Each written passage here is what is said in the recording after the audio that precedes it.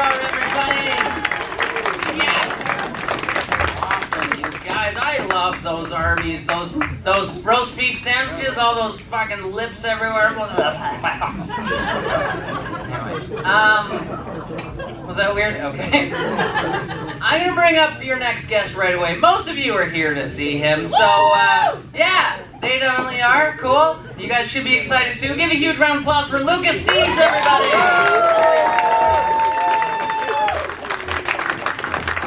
Keep it going for Dale, everybody.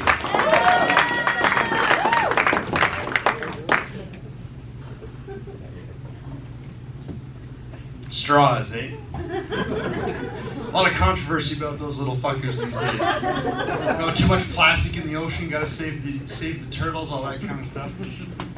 I'm glad to see we got the paper straws going in here. That's good, we're doing our part, right? I'm all on board, I'm team environment, as long as it's convenient. These paper straws, they're great. As long as you want halfway through your drink for your straw to crap out and start to dissolve. And then you get to spit out little bits of paper and it makes drinking way more fun. Who doesn't need a little bit more cellulose fiber in their diet, right?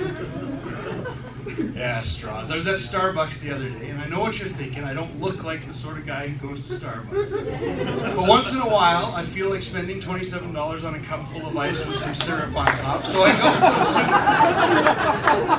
When I go into the Starbucks and the girl says, I gotta warn you, we got the paper straws. I said, oh, thank goodness you warned me.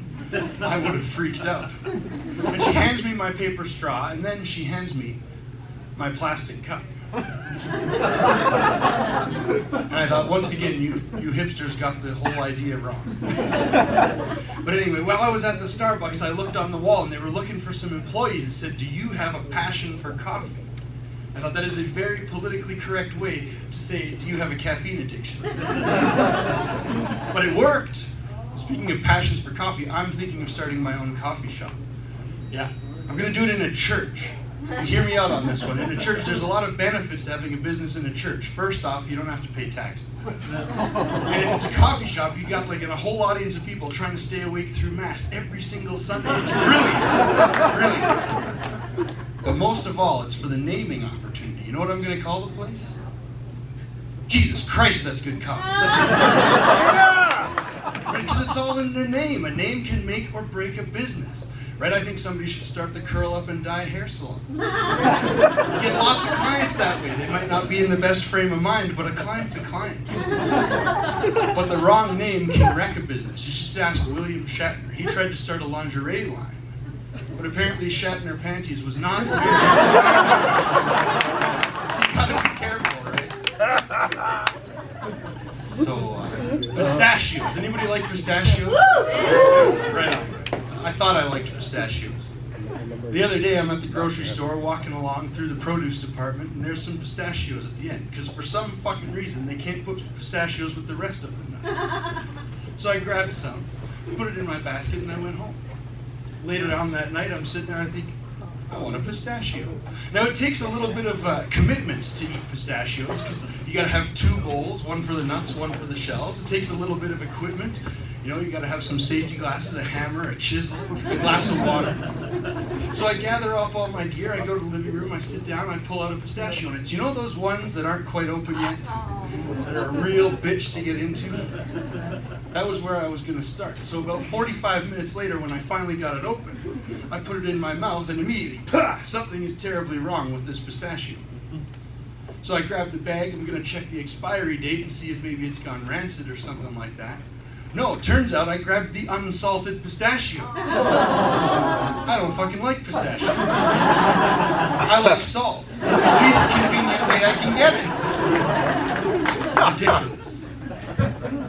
Man, my buddy recently pulled off the impossible. He bought a house in Calgary's craziest real estate market. And he called me up, he said, dude, this place is great, but there's something weird going on. I said, what's going on? He said, there's crows everywhere I look. There's crows on the balcony, there's crows on the driveway, there's crows on the fence, there's crows on the roof, there's crows in the tree. I said, dude, you messed up. You should have checked the crime statistics.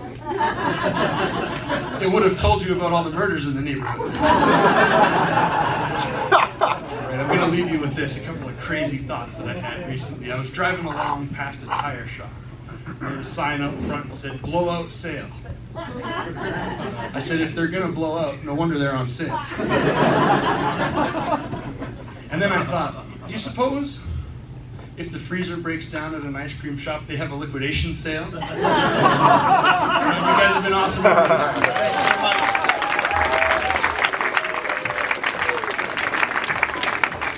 Keep it going for Lucas Steves, everybody. Yes. So something funny. The bartender, when she first saw Lucas, she was like, "Why isn't he fixing the dishwasher?"